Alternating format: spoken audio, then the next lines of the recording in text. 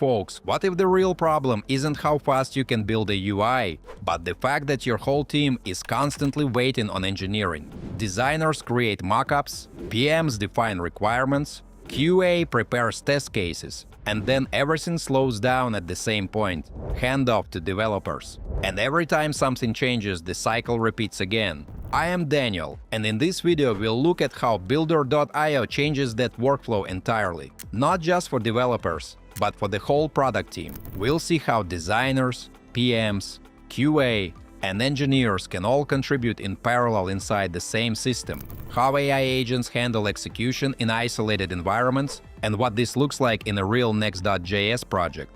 Builder.io approaches the problem differently. Instead of generating temporary prototypes, it works directly with your real codebase and your existing components. So everything that gets built is already production ready. Guys, make sure you check out all the useful links in the description. After watching this video, there might be some nice discounts there. So let's start with the basics. Alright folks, let's quickly understand what builder.io actually is. Builder.io is an agentic development platform that helps teams create user interfaces directly inside an existing codebase. Instead of building mockups and later recreating them in codes, the tool works with the components already present in your project. That means the UI you generate isn't just a prototype. It's real code that matches your component library, whether that's MUI, ShadCN UI, or a custom internal system. Friends, the platform combines two main approaches. First, it allows you to generate UI using text prompts. For example, a product manager can describe a new dashboard section, or a designer can ask for a specific layout change, and the tool turns that request into real interface code inside the project. You describe the interface you want, and builder.io assembles it using the components available in your repository. Second, there's a visual editor, where you can adjust layouts and elements while staying synchronized with the actual codebase. And importantly, this platform doesn't sit next to your engineering workflow. It works inside it. Everything connects directly to your repo, your components, and your existing development setup. But more importantly, this tool is built for teams, not just individual developers. It allows multiple roles – designers, product managers, QA, and engineers – to work together inside the same workflow, instead of passing work from one tool to another. Guys, instead of prototyping first and rewriting everything later, you can generate production-ready UI directly inside your project. Alright friends, now let's see how this works in practice. Instead of thinking about this as a single developer tool, let's look at it from a team perspective. Imagine a workflow where different team members and AI agents can all work on separate tasks at the same time, without blocking each other. The key idea is simple. Builder.io lets you visually build complex interfaces while relying on your existing component library. It works directly with frameworks like React, Next.js, or Vue, which means the result is real code that can run inside your project. Folks, the platform supports both prompt-based generation and visual editing that stays synchronized with your development environment. You can import a design from Figma or create everything from scratch, and builder.io will transform the layout into structured code. Now let's look at a realistic scenario. We already have a SaaS dashboard built with Next.js and a modern component library. The interface looks great, but as you know, requirements change constantly. Sometimes you need to add a new analytics section or an interactive page without touching the core architecture. Guys, this is where builder.io becomes useful. Inside the dashboard, we can connect repositories from GitHub, Azure, GitLab, or Bitbucket.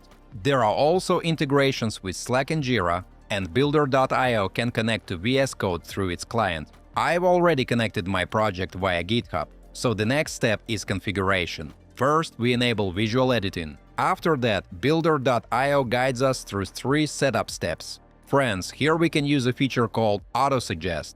The system analyzes the entire codebase and tries to identify variables or components that should be available inside Builder. If it finds something relevant, it suggests adding those elements to the configuration. Next, we configure dependencies. Again, I'll use AutoSuggest so builder.io can analyze the repository and recommend the packages needed for the project. Then we run the dependency install script suggested by the platform and verify the installation with verify npm install, which installs the dependencies and unlocks the next step. Guys, before we move on, I try to make my content fun instead of boring. And in return, please like this video and subscribe to my channel if you enjoyed the content I make. After that, we move to the final configuration stage. Builder.io again suggests which services should run and which development commands need to be executed. We verify the setup and establish a full connection with our project. Next, we launch the development server. Once it's running, the dashboard becomes visible directly inside the builder.io environment. At this point, friends, we can already preview the interface and make changes in real time. And this is where the workflow already starts to shift, because instead of preparing tasks for engineering, the team can begin making changes directly. Take a look at the panel on the left. This is the AI agent. Instead of searching for the right file or line of code, we can simply describe the change we want. For example, let's add an analytics block showing user activity on the dashboard. I type the request and click Send Message. Builder.io analyzes the existing layout, spacing, colors, typography, and generates a new UI block that fits naturally into the interface. As you can see, the analytics section appears instantly and blends perfectly with the rest of the dashboard. Guys, we can also modify elements visually. Using the selection tool, we can click any component and update it, change button sizes, adjust text colors, replace blocks, or rearrange sections simply by dragging them. This is where the workflow becomes really interesting. Developers operate at a higher level, while repetitive layout work is handled automatically. But the most important question is what happens to the code. So let's open the code view. Friends, here we can see the generated React code and the logs showing which files were updated. This isn't a screenshot or a design export, it's real project code inside the same repository. We can commit the changes, push them to GitHub, and continue development as usual. Builder.io even supports an auto-push option that automatically creates a pull request after changes are made. Also, guys, this is where Builder.io really starts to show its full power. When you look at it from a team and scaling perspective, this is not just a tool for a single developer,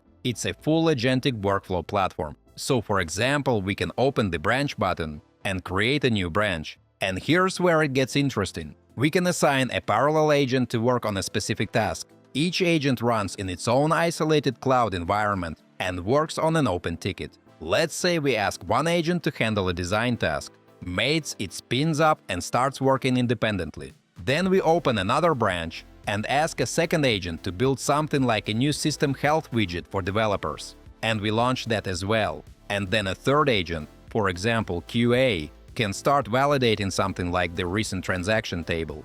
We launch that branch too, and now all of these agents are running in parallel. And this completely changes the workflow, because designers, product managers, and QA engineers can now contribute directly through the interface without waiting for engineering handoffs. While one agent is updating filtering logic in a table, another one can be designing a new onboarding screen, all happening at the same time, without creating code conflicts. At this point, mates, the developer is no longer the bottleneck. You stop being the person executing routine changes and instead become the architect who oversees the system. And importantly, every change, whether it comes from an agent or a teammate, still goes through review. You can inspect the generated code, validate it, and only then merge it into your main repository. So the team moves significantly faster while still maintaining full control over code quality and security.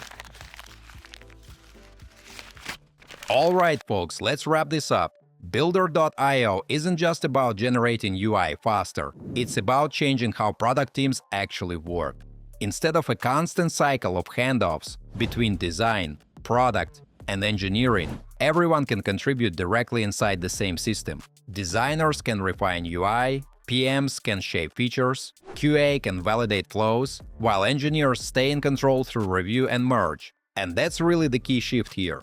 Engineers are no longer the bottleneck. They become the architects who guide the system, not the ones executing every single change. At the same time, everything still goes through proper review. You see the code, validate it, and decide what gets merged. So you're moving faster without losing control over quality. So if your team is stuck in that loop of handoffs, delays, and constant rework, builder.io is definitely worth exploring. Feel free to check out the links in the description below. You might find some discounts there. As usual, don't forget to like this video and subscribe to my channel. Thanks for watching, and till next time.